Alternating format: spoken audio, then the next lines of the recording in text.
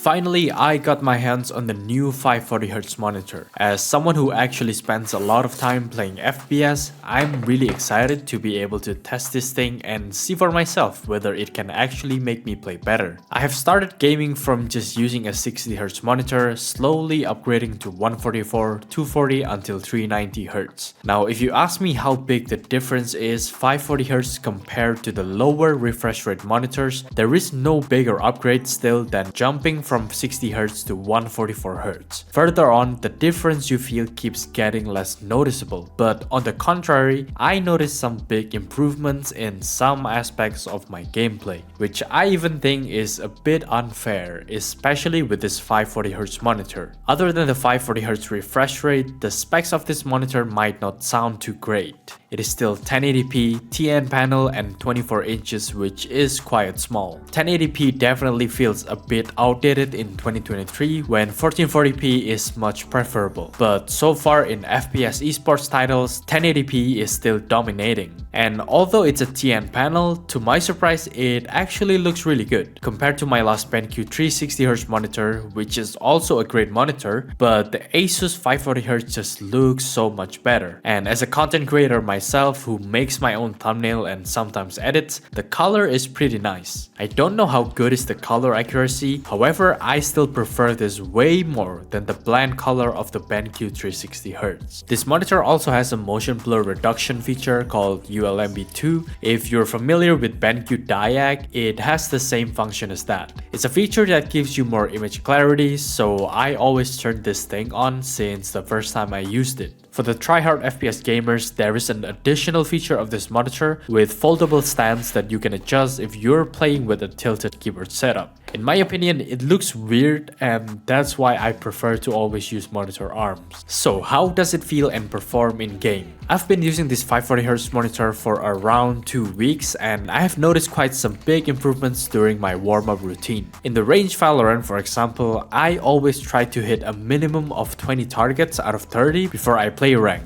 And my average score was around 22 hits with my 360Hz monitor. After using 540Hz, I can easily hit higher scores up to 25, sometimes 27. If we calculate by numbers, it's about 15 to 20% of improvements. If I'm being honest, visually, the difference between 360Hz and 540Hz is not that big. But at the same time, it impresses me how such a small difference can make me hit more shots consistently. In a real match, however, my experience is a bit different. I'm currently Immortal 3 in Valorant and in this elo, things can get pretty chaotic whenever a team executes or retakes a site. And during those times, my PC cannot even push to 500 FPS. Just so you know, I'm using i9 13th Gen paired with RTX 4090. And even one of the best specs you can get right now cannot give you constant 500 FPS. But that doesn't mean it's useless. In some situations, like holding angles for example, that's when I feel the 540Hz is a bit unfair. I got way more confident in holding angles. The 540Hz makes me feel like the enemies just move slightly slower, and I know it's not true of course. Maybe it makes my reaction time better, but it gives me that confidence boost. Sometimes I hit shots that even surprise me, and I was like,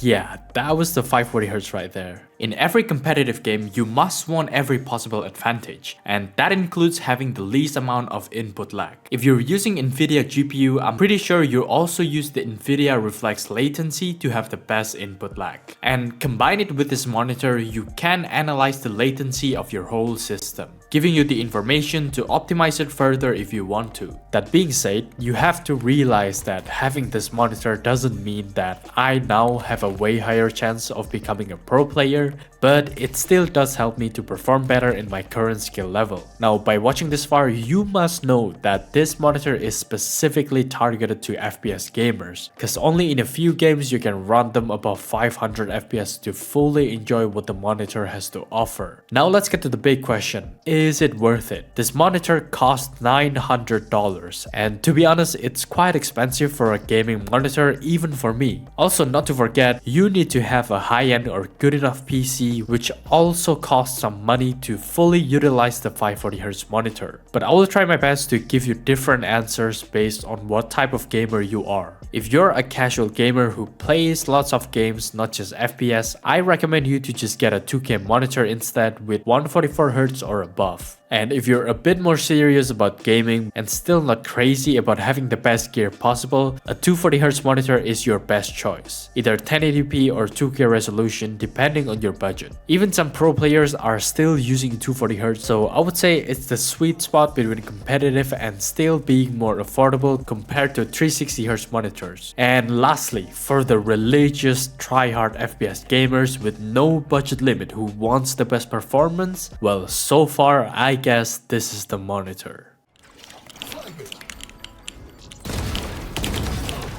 Oh, you.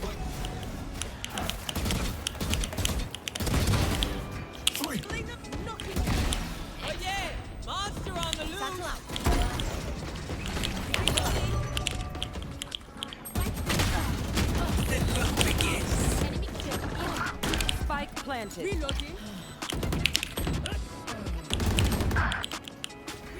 One enemy remaining.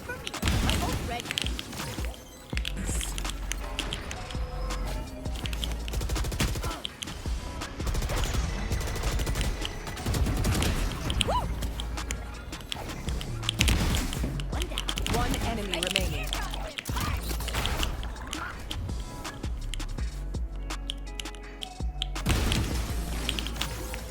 That really helps.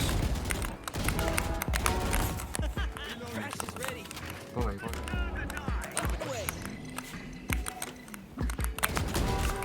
I'm good for 3. Last player standing. One enemy remaining. Aw, man.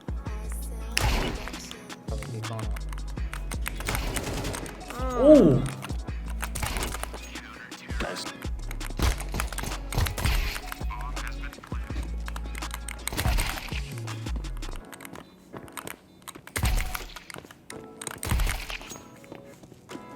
Yeah.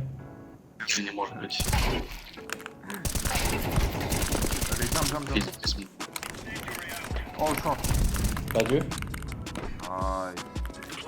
Иди. Не смотри, Бен. Я его взял. Bro.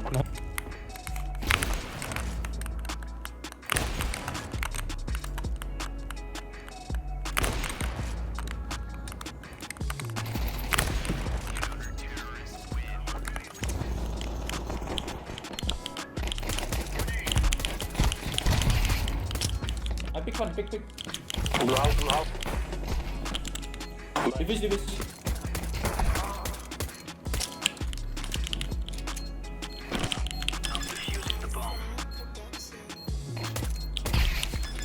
Nice.